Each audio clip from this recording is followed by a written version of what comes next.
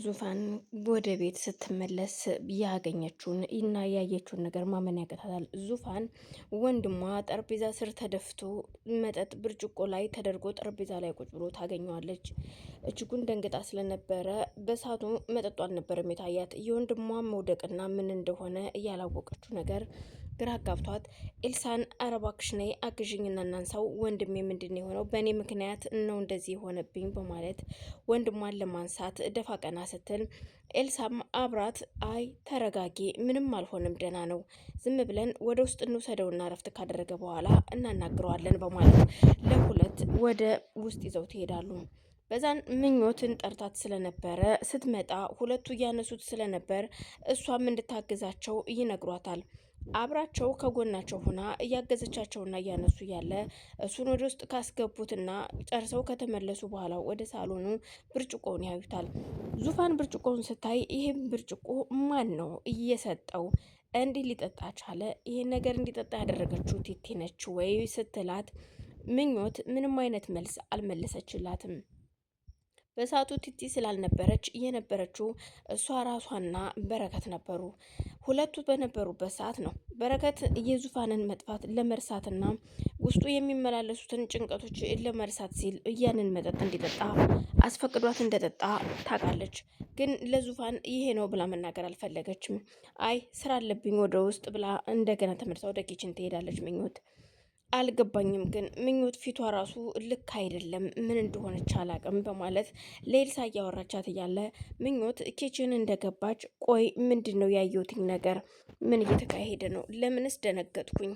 ኤልሳስ ለምን ተመልሳ ወደዚህ ቤት መጣች? እንዴት ዙፋንስ የት ነበረች? እንዴት ልትመጣ ቻለች? የሚለው ጥያቄ ሆኖባታል።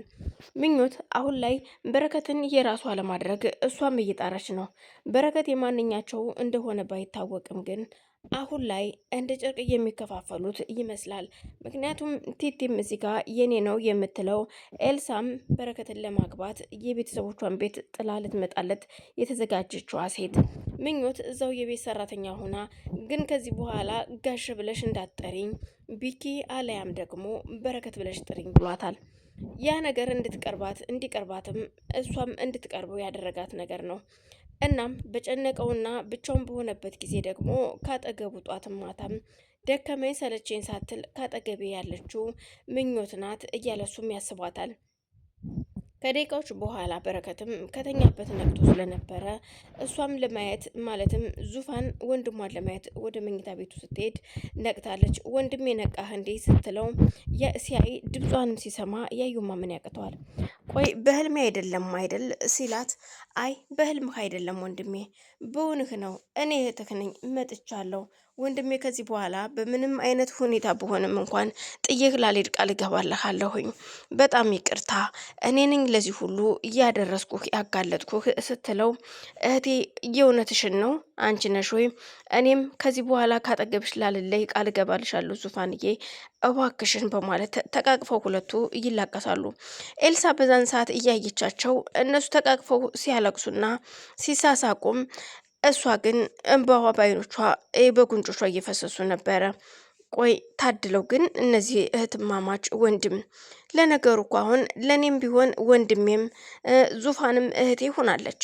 ግን ደግሞ በረከት ወንድሜ ሳይሆን ባሌ ነው መሆን ያለበት የሚለው ደግሞ ብቻዋን ታወጣዋለች፣ ታወርዷለች። ግን ደግሞ እናቴ ላልፈለኩት ሰው ልትድረኝ ሽር ጉድ ያለች ነው። ምክንያቱም አባቴም ቢሆን እናቴ ያለችውን እንጂ የሚስማማው እናቴ ካለችው ውጭ ምንም ነገር ሊያደርግ አይችልም። ስለዚህ እኔ የማላቀውን ሰው አግብቼ ልኖር ነው። የማላቀውን ሰው ግን አግብቼ ከምኖር ደግሞ ብሞትና ራሴን ባጠፋ ከዛም በኋላ ተጠያቂ የምትሆነው ራሷ እናቴ ነች። ምክንያቱም የምችለውን ያህል ጠይቂያታለሁኝ። ጊዜም እንድትሰጠኝ ያንን ሰውስ ምን አይነት ሰው እንደሆነ ልወቀው እንኳን ብላት እንዳውቀው ፈቃደኛ አይደለችም። እንዳውቀው ፈቃደኛ ያልሆነችለትን ሰው ነው የምትድረኝ። ያም ደግሞ የራሷን ነገር ለማስተካከልና ለማመቻቸት ስትል ነው። ስለዚህ እስኪ ለማንኛውም እሺ ቢኪ ተነሳ ሆይ እንዴት ነህ ስትለው ኤልሳም ደህና ነኝ ኤልስዬ መተሻል በማለት አቅፎ ከሳማት በኋላ ቆይ አሁን ወደ ሳሎን መሄድ አለብን ብለው ወደ ሳሎን ይሄዳሉ። የኤልሳ እናት ቤቱን እያገለባበጠችው ነው።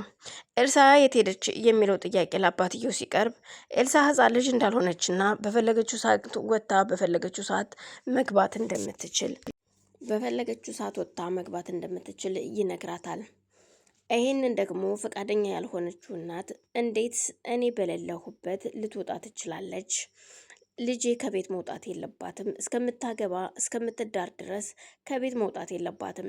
እቤት ወጣች ማለት ልጄ ሌላ ነገር ለመደች ማለት ነው። ከሌላ ሰው ጋር ትተዋወቃለች። ልጄን እኔ እስከምድራት ድረስ ካገባች በኋላ ነው በፈለገችው ሰዓትም እሱም ባልየው ከፈቀደላት፣ ያለበለዚያ ግን እንደ ጓዳዋን ሴት እንደ ሴቶቹ ጓዳ ጓዳ ነው ማለት ያለባት እንጂ ከቤት መውጣት የለባትም የሚል ነገር ትመልስለታለች። አባት በዛን ሰዓት በጣም ይናደድና ቆይ አንቺ ምን እያልሽ ነው ያለሽው? በቤተሰብ ፈቃድ መዳር መኳል ድሮ ቀርቷል። አሁን ደግሞ በቤተሰብ ሳይሆን በራሳቸው ያመጡትን የተዋወቁትን ወንድ፣ ሴቶቹ ወንዱን ሲተዋወቁ ወንዶቹም ደግሞ የተዋወቋትን ሴት ለቤተሰብ አሳውቀው ቤተሰቦችም አውቀው በዛን ሰዓት እንጂ የሚጋቡት።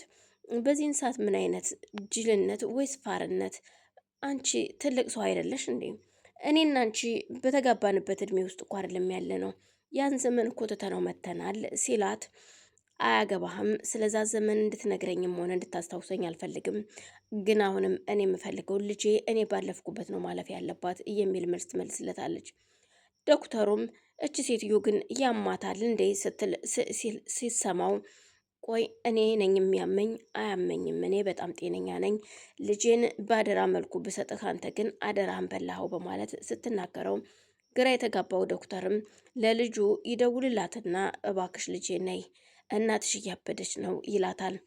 ኤልሳም እንደመጣች በሩን ቀስ ብላ ከፍታ ስትገባም እናት ቁጭ ብላ እየጠበቀቻት ስለነበር ስንት ሰዓት ትገባለች የሚለውን ለማወቅ ትጠብቃት ስለነበረ ስትገባ ታያታለች። ከተቀበለቻት በኋላም በጥፊ ነበር አቀባበል ያደረገችላት። ኤልሳም እጅግ በጣም ተናዳ ስለነበረ ምንም ነገር መልስ ሳትመልስ እስከምነግርሽ እንኳን የሄድኩበትን የት እንደሄድኩኝ እንኳን መጠየቅ አትችይም፣ የምትጠይቂው ዝም ብለሽ ዱላ ነው፣ አህያ ይመስል በዱላ ነው ልታሳመኝኝ የምትችይው በማለት ኤልሳም ትታት እናቷን ወደ ውስጥ ትገባለች። አየህ መልስ እንድትመልስልኝ እንኳን አንተ ነህ የልብ ልብ የሰጣት፣ እች ልጅ እንደዚህ አልነበረችም ከኔ ጋር እያለች ስትለው፣ በፍጹም አንቺ ራስሽ ልጅሽንም ማነጋገርና ማስተካከል የምትችይው ራስሽ ነሽ፣ በጉልበትና በጩኸት አይደለም